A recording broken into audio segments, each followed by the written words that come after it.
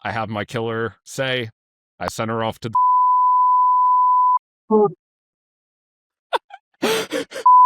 Hello, everybody, and welcome to Season 2 of Call Time, a TheaterPod, where every role in theater matters. Yes!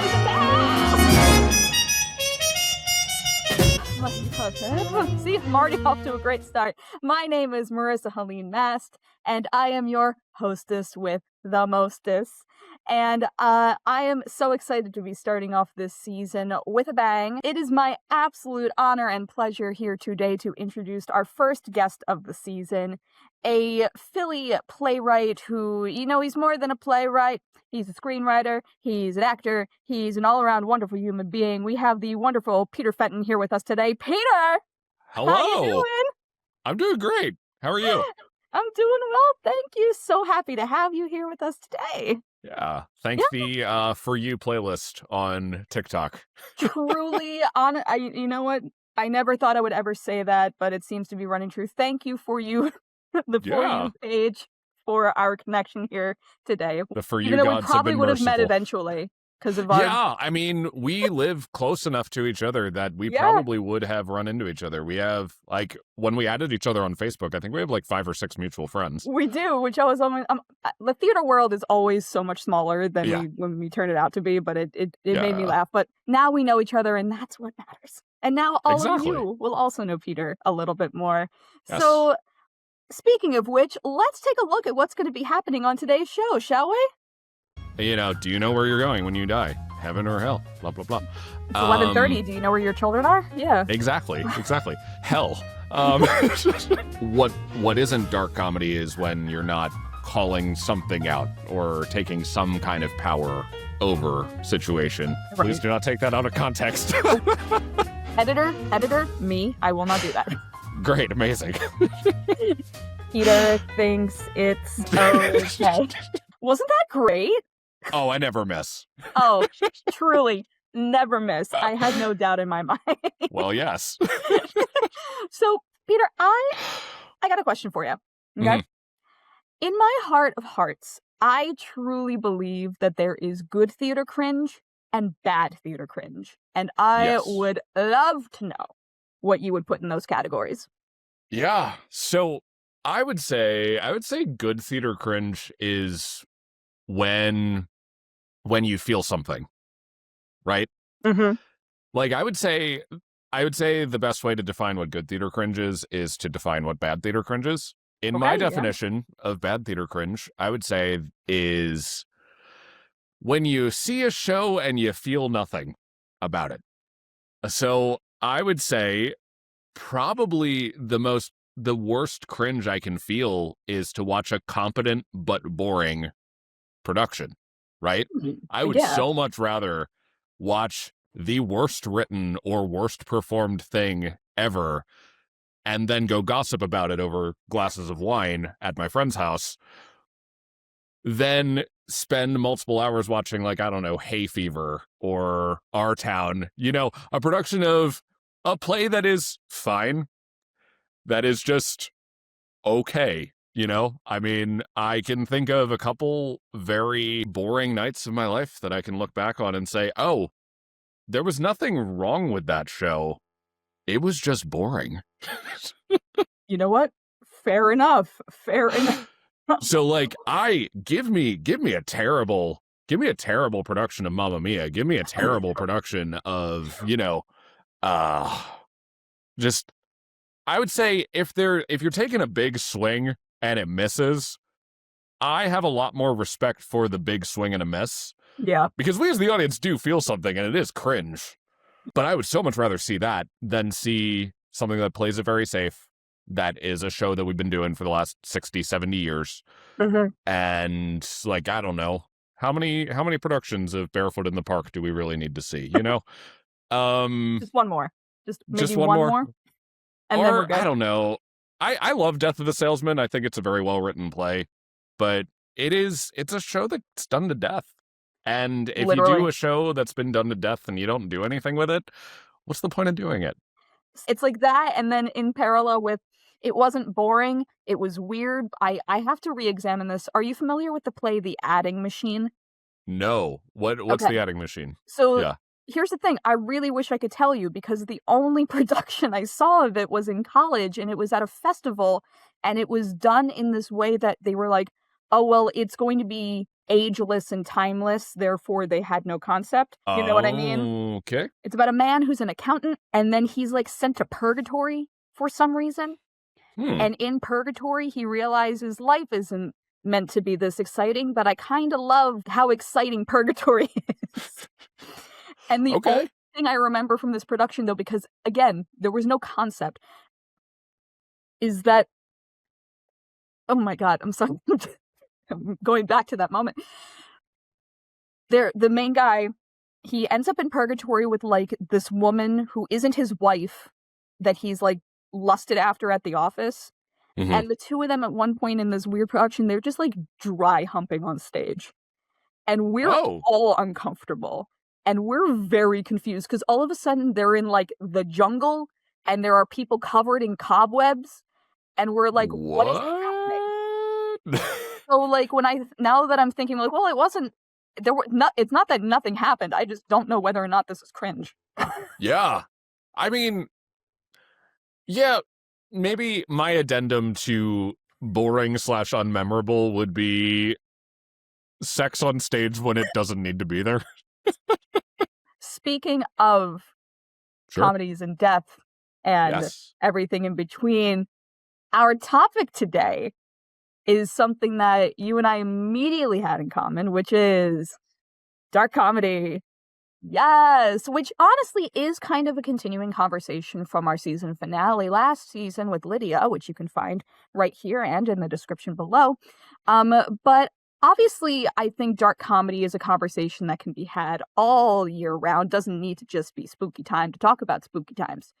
And so to start us off before we get into our deep dive, I wanted to kind of talk about the differences between dark comedy, black comedy, and satire. And I wanted to know if you had any personal definitions between the three. So for those of you listening at home, I primarily deal in writing dark comedy, which I think is part of the reason why we're talking about it today, because it is a pet topic of mine. I would say, so in general, this applies to all three. But like conceptually, what I think one of the most powerful things we can do to reclaim agency in things that are tearing us apart or repressing us is to be able to punch up and laugh at them, right?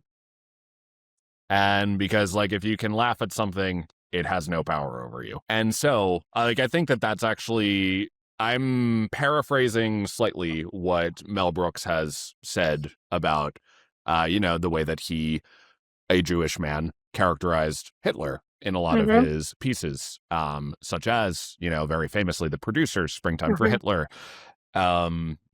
He found a way of being able to make Hitler powerless in his mind. And so for me, I think about dark comedy as being able to face things that I have grievance with and make jokes out of them.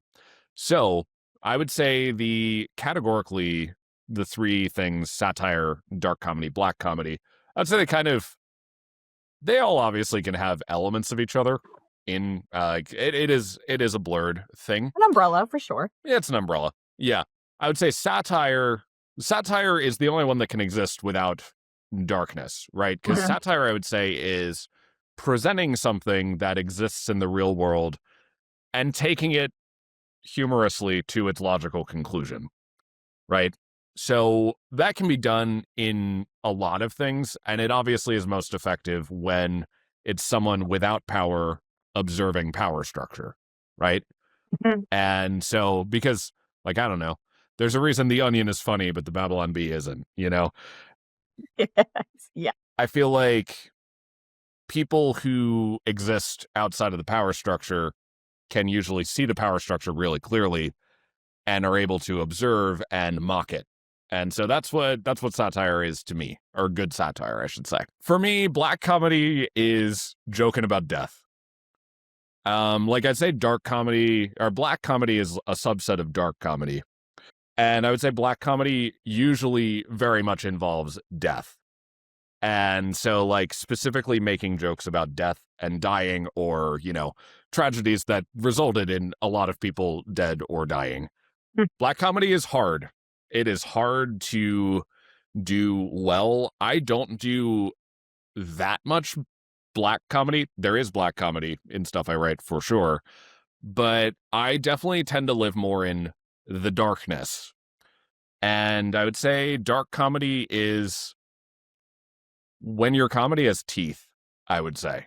Like when your comedy has a bite to it. So usually if something is satirical, there is some darkness to the comedy that you're writing, the comedy that you're creating, the way that we're taking our power back. I would say what isn't dark comedy is when you're not calling something out or taking some kind of power over situation. Like, I mean, there's obviously places for light comedy, and I have written light comedy before, but I feel like dark comedy is like, oh, I want to make somebody uncomfortable. I want to unsettle something. That's what it is. You want to unsettle and shake something up. I like that. Yeah. Oh, I dig. To me, black comedy is the more taboo, the better. Yeah. For instance, I have a couple of plays that I had pulled up because when I immediately think of dark comedy or black comedy, besides the producers and like Mel Brooks, because that's what I was raised on. I think of things that, still ruffle feathers today, specifically. I think of cabaret. I think of slave play.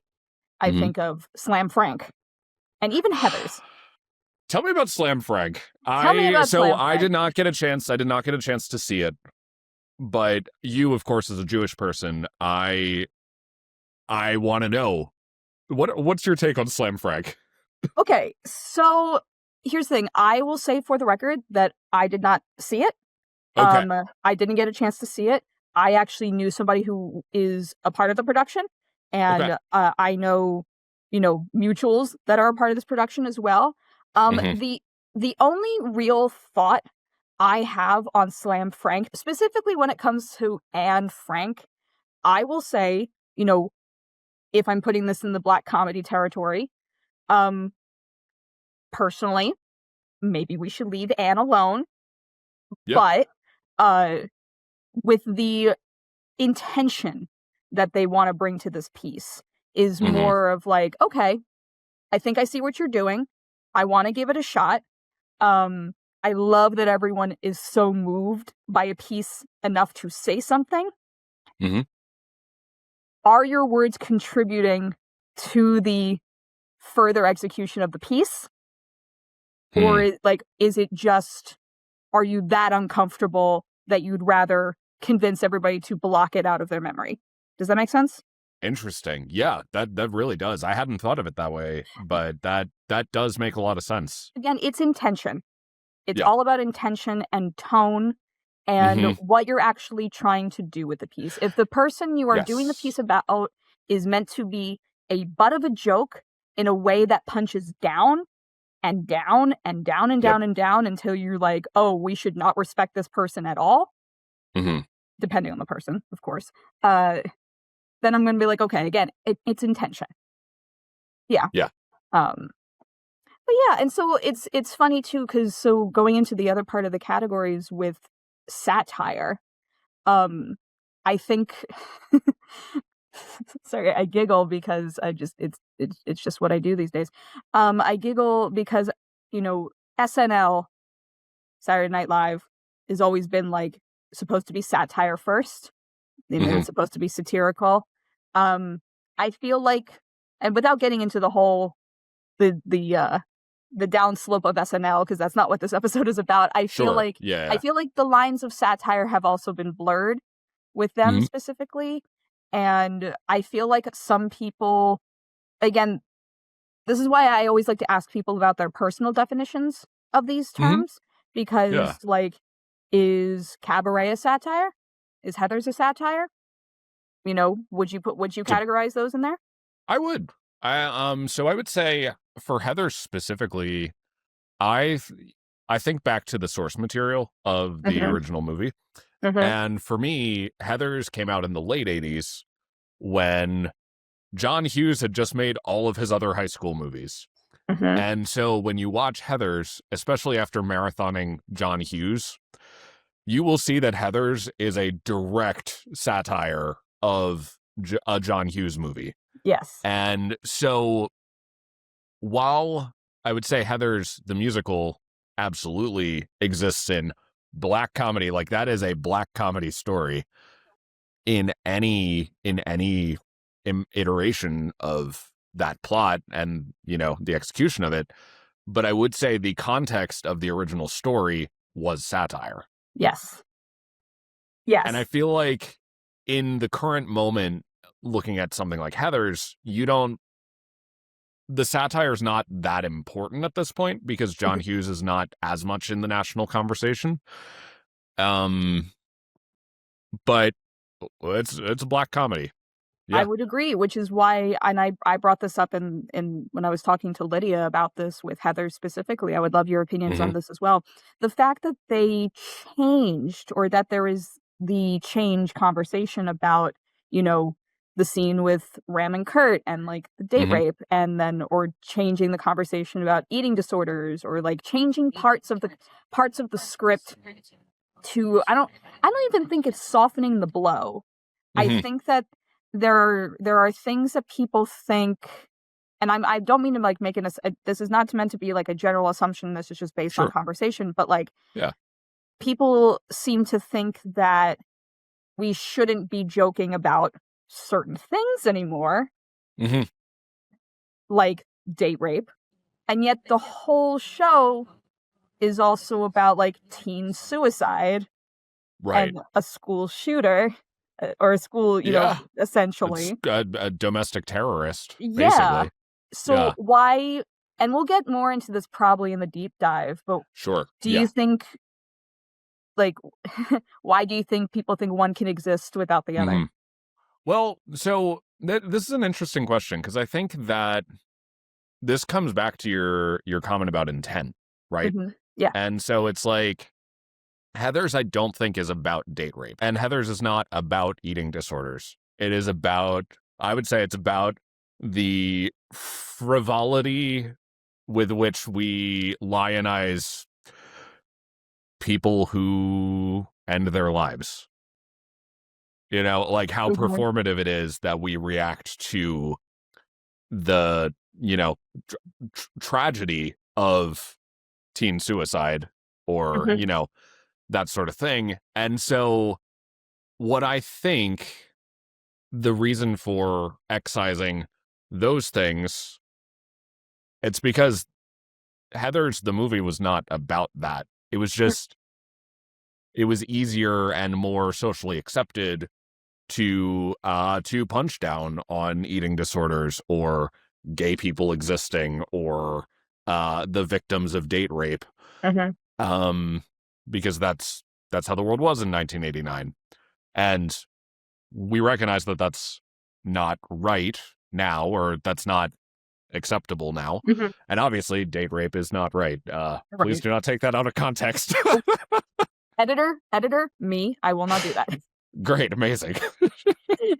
Peter thinks it's okay. Hey, it's about dark comedy, right?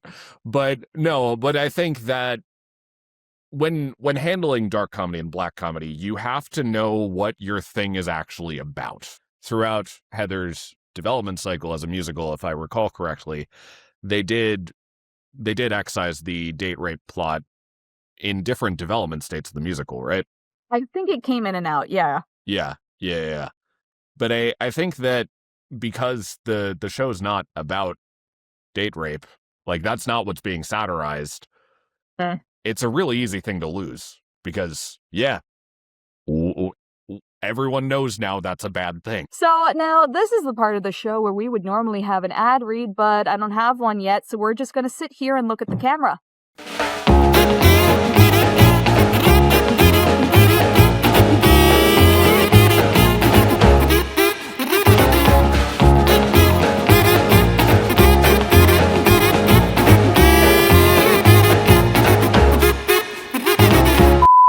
And we are back here at Call Time at TheaterPod with Peter Fenton, who, as we were saying earlier, is a playwright, a screenwriter who specializes in dark comedy. What is your relationship with dark humor, and why is it always something you use as inspiration for your pieces? Well, I'm so glad you asked that. I have that question right in front of me. Oh my God. Oh my God. Oh my God. So we talked about this when we were connecting earlier. You know, you grew up Jewish, I grew up evangelical Christian. And something that I would say is very common in evangelical Christianity is an obsession with death and the afterlife, right? Yeah, yeah. You know, do you know where you're going when you die? Heaven or hell? Blah, blah, blah. It's 11:30. Do you know where your children are? Yeah. Exactly. Hell. I feel like my relationship with religion really fundamentally changed when I started coming out. I would actually not say that I've disavowed Christianity. I continue to identify as a Christian, even as a gay man. But my relationship with religion just really made a fundamental shift. The first time that somebody who I thought loved me looked me in the eyes and said I was going to hell. And I was like, what do I do about this? Right. I need to take my power back and do something about this. So I would say I feel like I've always had an affinity for dark humor. Like, I don't know, I like murder mysteries. I played Clue at a really young age, you know. Yeah. But I would say that my love affair with dark humor happened when I was starting to come out. And I was being forced by, you know, conservative Christians to think about my eternity way more than I think is healthy for anybody to want to think about. And so there was one day I was really frustrated, and I wrote a conversation between a conservative evangelical Christian and Satan in hell, demanding to speak to God. And that became the basis of my play Abandon All Hope, which Abandon All Hope is set in hell. It's kind of a college retelling of No Exit. Okay. Where I have, you know, 3 19-year-olds who have arrived in hell, and the demon who's in charge of them is not actually Satan. She's a fun wine mom, and she's middle management. Amazing. And so I turned to dark comedy to start taking my power back. And so if you look at everything I've written since then, there's been something that's bugging me that I want to take my power back about. And so I would say that's kind of the villain origin story for, you know, how did I get in bed with dark humor? I love that. That's I find that really, really interesting. It's just the idea of dark comedy being how you take your power back.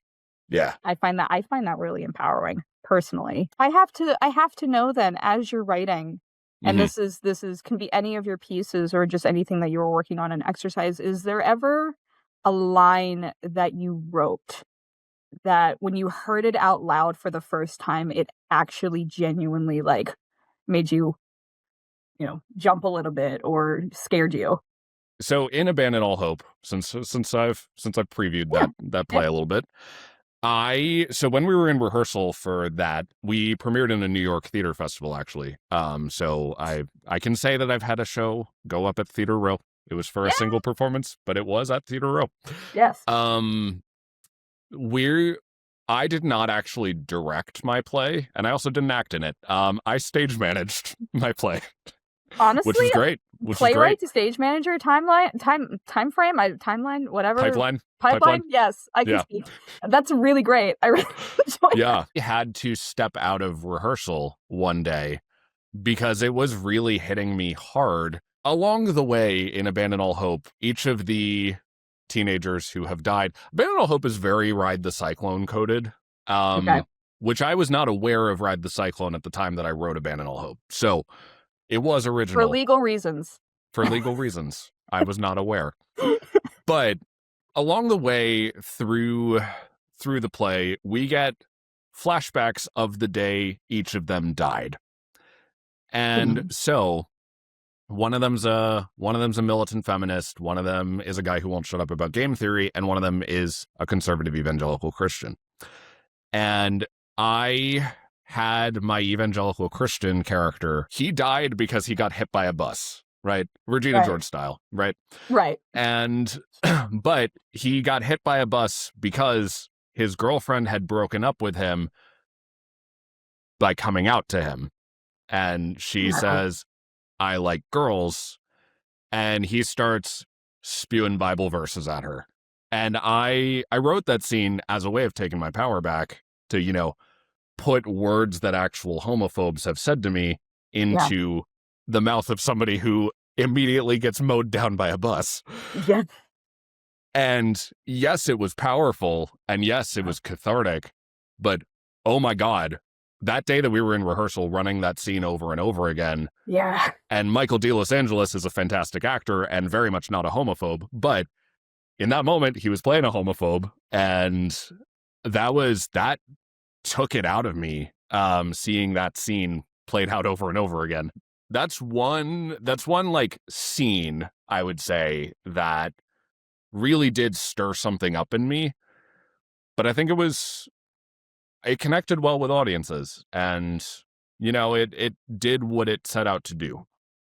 And that's, again, intention. And that leads into my next question, which is when, you know, because you really never know what the audience is going to think until you hear a reaction or you don't hear anything.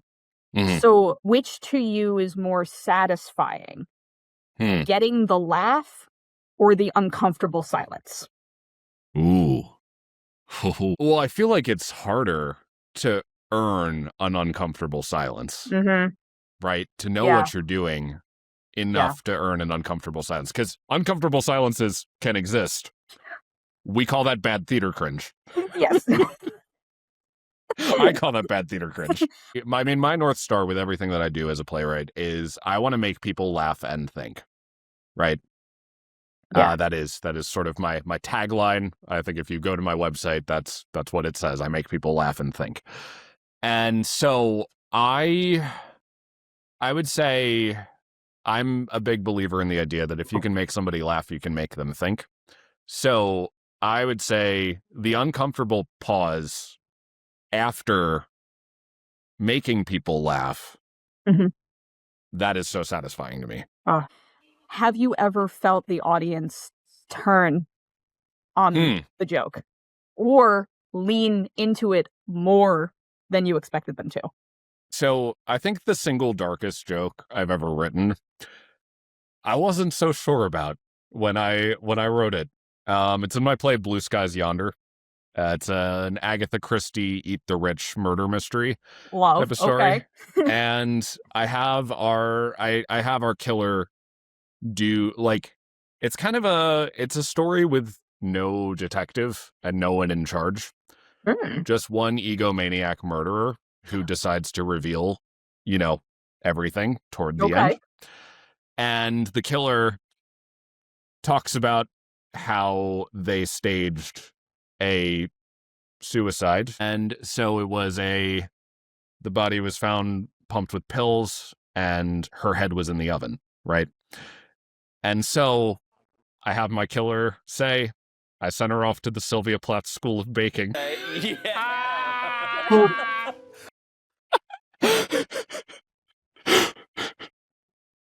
And I was like, oh my God,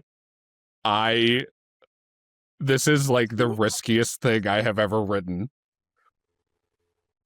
And that has been cited by a lot of people as like, that is the funniest thing I've ever read.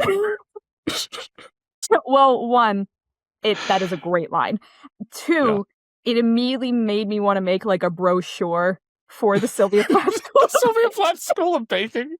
I want to get like a T-shirt that says the Sylvia Plath School of Baking Alum Society. Oh my God, honestly, I'd wear it. Do you think that the intimacy of theater makes dark comedy riskier than in film or TV? Yeah, I would say, yes, it's riskier, but also I feel like audiences at theater are more ready to accept silly jokes about death than on film. And I think it's because film feels like it always wants to be very lifelike. It's like a representation of life as we see it. And so film naturally always has to be a bit more grounded than theatrical productions. Whereas with theater, we can kind of go over the top. We can have a pile of bodies and not have it be a slasher movie on stage, you know? Like Hamlet, it's not a slasher, but it is a... I find Hamlet very silly, actually. I know it's a tragedy. Oh, but... yeah, that's something that maybe you'll come back and be a part of another conversation, because Hamlet is my Shakespeare. That is my Shakespeare in many different forms. So if you're interested in that kind of episode, put it in the comments below, and maybe I'll get that done sooner than you think. I'll come back. Yeah.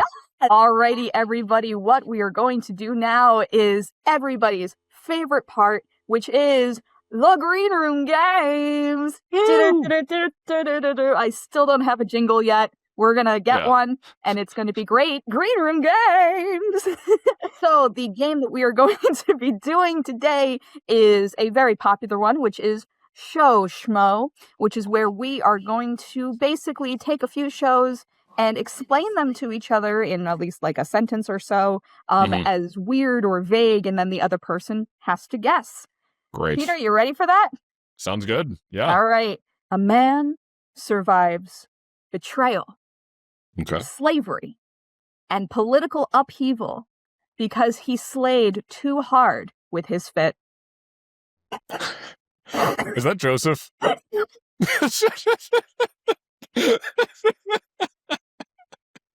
Wow, I'm proud of you for getting that in less than 30 seconds. That is amazing. Love that. Yeah. Yeah, that was good. That was good. Thank you. Yeah, the slavery bit started to throw me off, but luckily, I mean, I grew up in the evangelical Christian church, so I too know the Joseph story very well. It was the first show I ever did. So really? Oh yeah, Fun. I was the color blue in the children's ensemble. Nice. Yeah, I was also called the mini stage manager because I had the entire show memorized, and I would stand with the stage manager when I wasn't on stage and then run back and get everybody for their entrances and like yell at people, be like, guys, it's almost time for Pharaoh's song. Come on. I was like 11. All right. There's a cute twink, and he chooses to seduce a cougar mom instead of killing himself. Oh no, I'm suddenly very bad at this game.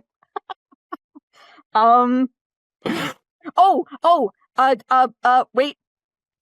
Is this The Graduate? No. Oh. This is a musical.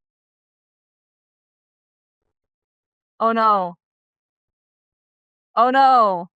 I don't want to say I fear that there are too many of this plot, but I don't know. Wait, are there? I don't know. I don't know that many musicals, I guess. What is it? Pippin. Oh my god, you're right. It's like the one way I don't think of Pippin. That's so good. Oh, I love that a lot. Okay. The plot of Pippin is so silly to me. I'm in a community theater production of it right now. Yeah, I'm in the ensemble. And I wrote a much longer version of this before I saw in your notes to keep it to a sentence. Which I think you would have gotten it if I had said the entire thing. It was like, cute twink doesn't know what he wants out of life. And so the entire show is just like, oh, you want to try this? No? You tried killing your dad yet? How about seducing a cougar? No? Okay, why not just kill yourself? Now you want to seduce the cougar? Okay. That's real. I love that. I think that is the plot of Pippin. Yes, no, I think that should be the new tag for the show, I think. Have you tried killing your dad? Dark comedy. Everyone lives, loves, dies, and then politely over-explains it to you and calls it minimalist. My brain went Rent. No. No, although that is also very funny. No, this is Our Town. Oh, yeah. Well, yeah, we talked about it literally earlier in this episode. Don't. Newly dating couple gets boyfriend's brother killed, and the nice guy who always wanted the girlfriend shoots both members of the couple repeatedly. And it's one of the funniest musicals I've ever seen. Oh my God. Why am I suddenly the fakest fan of theater? This side of the Mississippi? Like, I don't understand. Ooh. I had the pleasure of directing this show at one point. Ooh. Oh, now you're testing to see if I went and looked at your resume on your website. Oh, it's okay. Which I absolutely did, actually. Sure. So I'm like, oh no. I don't know. What? Bonnie and Clyde. I was gonna say Bonnie and Clyde, but it felt too obvious. Oh, it's so good. That's, yeah. I would genuinely, Frank Wildhorn, Ivan Menschel, if you're listening to this podcast, it would be the highest honor in the world to either be the one to write the movie musical screenplay of Bonnie and Clyde, or to partner with you to do a new draft of the book. Yes, and Frank Wildhorn, if you're somehow listening to this podcast, oh my God, thank you so much for listening to this podcast. Yeah, my God. That was awesome. Well, that was... What an interesting rendition of Show Schmo that certainly was. Thank you so much for playing the Green Room Games. Well, yes. So now I would love to turn my attention to you, our wonderful audience, for a little talkback time, which is where I ask you, the audience, for your opinion about the topic at hand. So you can see the question on all of our socials pages, on our Instagram, on our TikTok, on our Facebook.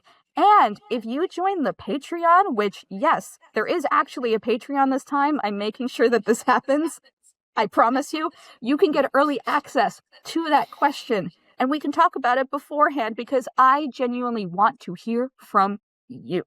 Okay, all the information is going to be in the description box below because thankfully you both subscribed and pressed that notification bell so you can always know what is happening on Call Time at TheaterPod, and I appreciate it so very much.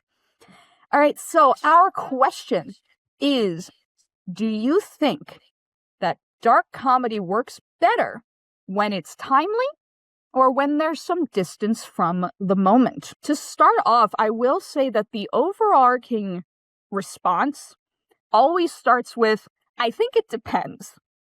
Yes, I would agree. Would you agree that it depends? That is what I would start my response with as well. We have Danny here who says, yes, I think there should be some processing time. Otherwise, it could teeter on insensitive. But often productions will help with that processing. And folks will need to be in a place to receive it rather than forced into it. So I find that interesting because when you create a piece, I never really think of it as, I'm sure there are definitely shows that I could think of that force a message down your throat. Well, yes. But again, as we've been saying this whole time, it's intention. Yeah. So do you think if someone makes a piece and then about something that has just happened, do you think that's forcing it down the people's throat, or do you think it's helping them process and receive it? Well, partially. I think if somebody is putting up a show that is about something that has just happened, chances are it has not had the proper time to get good. Because writing is rewriting. Yes. And the only way your script gets good is to go through the adequate process of revising and figuring out what works in the script versus what doesn't. Some dark, affinity group related dark comedy, I feel like kind of has to come from members of that group. Like, for example, if I had written Slam Frank, I would hope that someone would have shut it down because I'm not a Jewish person. But Jeremy O'Harris can write slave play because he is black. And, he has a unique purview into the situation and can write from his own perspective on being black. But I would say for me, having grown up evangelical Christian and having grown up gay, my writing of Abandon All Hope was very much rooted in time and distance from the moment of coming out that I had that time for the dark comedy to settle. Something that has stuck with me in my writing. But back in my evangelical Christian days, when I was thinking about going to school to become a pastor, again, this was a lifetime ago. Okay, yeah. But when I was thinking about that, I had a religious leader suggest to me that, like, the biggest piece of advice that he had was preach from your scars, not your wounds. Ooh, and okay, so yeah. I've taken that with me into my writing, even though I'm not preaching. I'm definitely not trying to convert anybody or do anything like that. But I feel like sometimes you don't know what your scars and your wounds are until you start working with them. And so, but that's only knowable to you individually. Because, like, I've had people comment like, "Oh, is this too close to home for you?" on things that I've written. And I'm like, no, I'm at peace with the fact that I have put these words on the page, or I've told this story now, but that's only knowable for me. Dark comedy, from a writer's perspective, you need distance enough to be able to write it and to not be caught up in the situation that caused you to respond to something with dark comedy. If it helps you take your power back, that's a good thing. That is beautiful answer. That is exactly, yes. Yeah.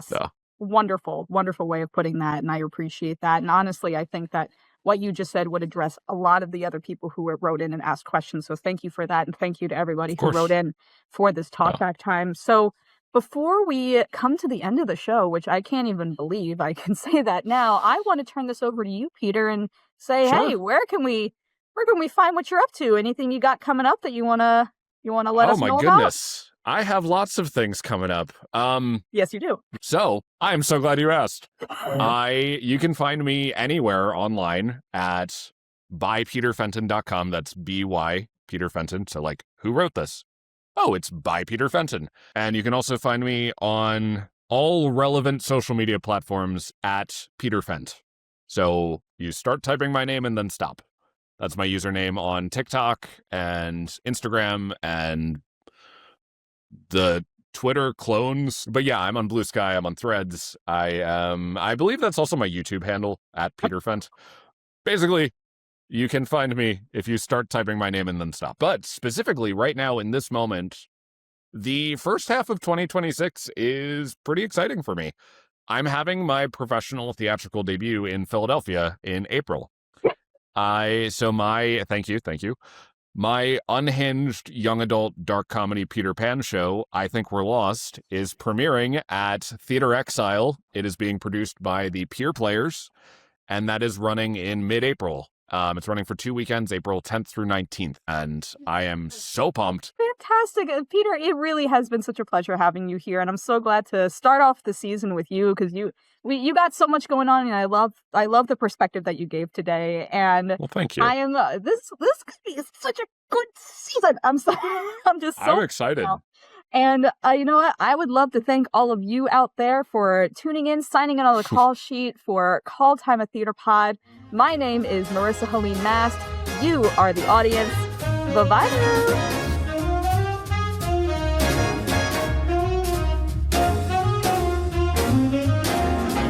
This podcast was made possible through the support of viewers like you. Thank you.